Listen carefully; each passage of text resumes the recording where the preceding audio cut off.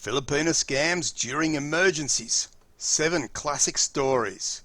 Whenever there are emergencies in the Philippines, such as any natural disasters or with what's going on worldwide with COVID-19, some Filipinos will become very creative with their stories in order to relieve you of your hard-earned cash. If you're currently searching online for a Filipina or in an online relationship with a Filipina, then you won't want to miss this. Looking to date a Filipina or already dating or married to a Filipina?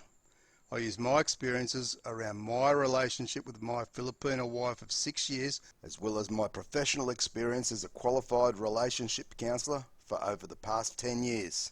Are you after resources, tips and information for a successful relationship with your Filipina and to maintain it well into the future? No problems, just take a moment to subscribe and press the bell icon to get all our future videos, and I promise you'll never miss out again.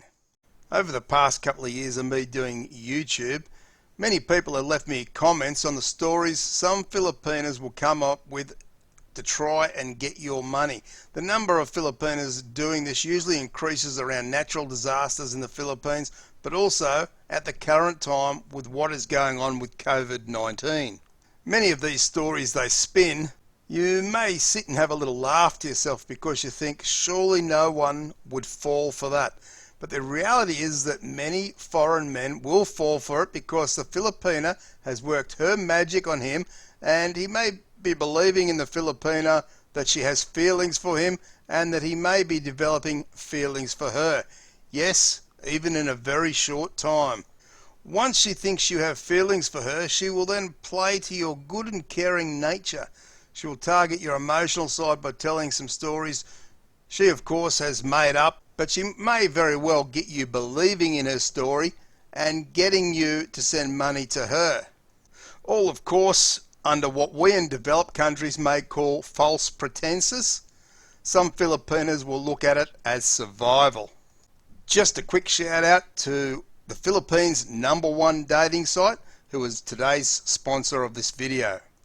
If you're a man who's looking to find the right Filipino for you and you're not sure where to start, then click on my affiliate link in the pinned comment to the Philippines' #1 online dating site, where you can create an account for free and view thousands of profiles of beautiful Filipinas right now.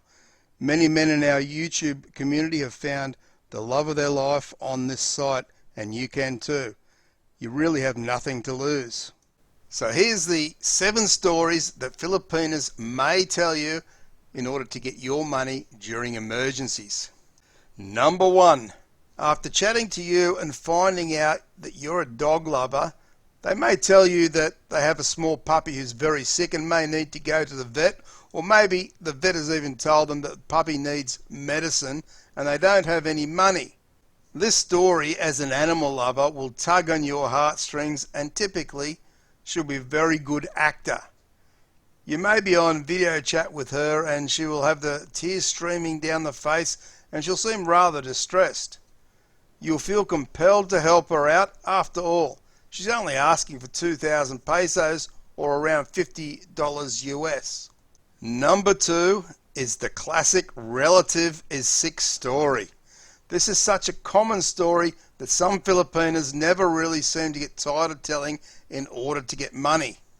Whilst many guys will be aware of this story, there are also many that still get taken in by the very beautiful and sweet Filipina who they think would never lie about their father, mother or grandfather laying in a hospital bed or very sick at home and needing urgent medical attention or medication so they don't die. If you're chatting with a Filipina on video chat and she tells you this, then it can be very easy to believe her and be taken in unless you realise what she's really up to, and that is getting some cash from you any way she can. Number 3.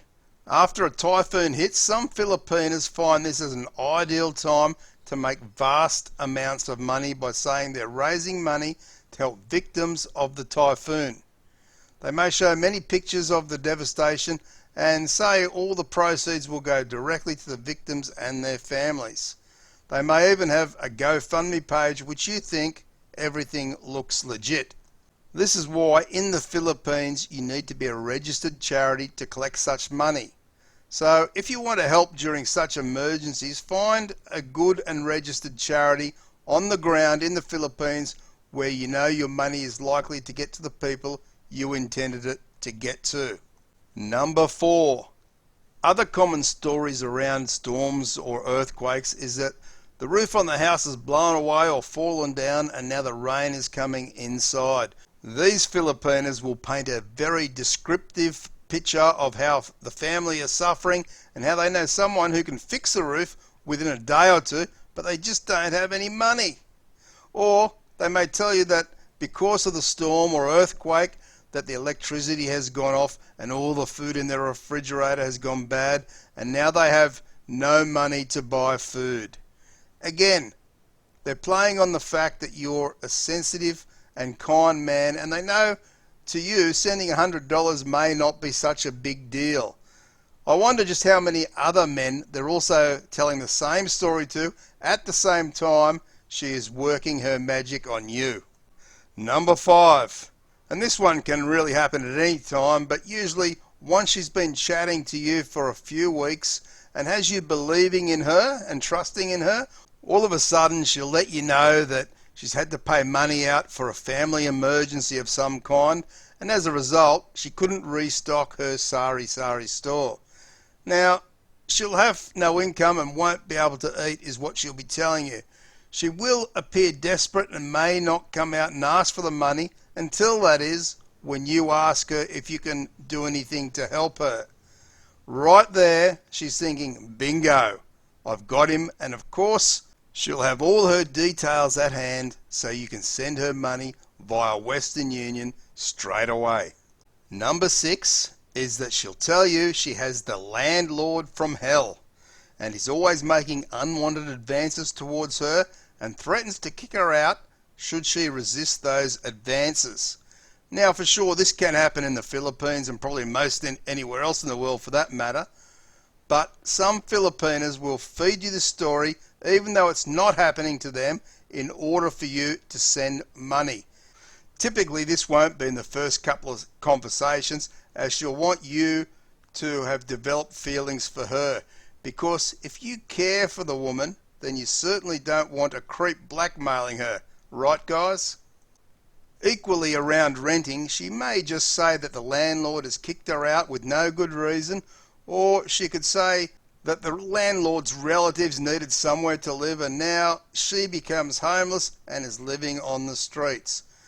The reality again is, yes, this can happen, but genuine Filipinos are also proud and independent Filipinos who will manage their own problems by themselves, especially when they hardly even know you. Any Filipino giving you these 2 stories around their rental apartment are only playing you for a fool. Number 7. With the coronavirus in recent times, more Filipinos are coming up with stories around a relative being very sick in hospital and needing money for medication and treatment so they can recover. They may tell you without getting the medication or treatment that their loving relative will die. Now this is very similar to story number 2 that I outlined around the sick relative, but this time they will specifically use the coronavirus as the illness because they know it will most likely get a favourable and sympathetic response from you. All these 7 stories I've mentioned all have very common themes, and that is, you won't have known the Filipino all that long. She could give you 1 or more of these stories the very first time you chat, or anywhere up to knowing her for a couple of months. She will play on your good and caring nature, and she'll be a good actor, and she's very convincing. We need to remember that people living in poverty will find ways to make money, and if people don't have an education where they can get a job, then they may resort to scamming others out of their money by making up what they have convinced themselves are harmless stories. After all, no one is getting hurt. Well, that's their mindset for doing such a thing. We all have a survival mechanism, and we do what we need to do in order to survive this crazy world we all live in. Now, I'm not saying what these women do is right, but I can understand it. None of us, unless we have lived in true poverty, could say what we would do given the same circumstances. So really, instead of judging these women after we've lost out to them, perhaps if we were smarter, we would have researched the videos in much the way you're doing right now by watching this video, and learned about various scams in such a country and how to spot the red flags or signs, and really use some common sense in knowing a good Filipino will not ask for money or make you feel compelled to send money. The responsibility not to be scammed by a Filipina is your responsibility to bear, and not the Filipina's responsibility. Feel free to like and share the video, subscribe and press the bell icon for future videos. Thanks for watching. I appreciate all your support. Take care and bye for now.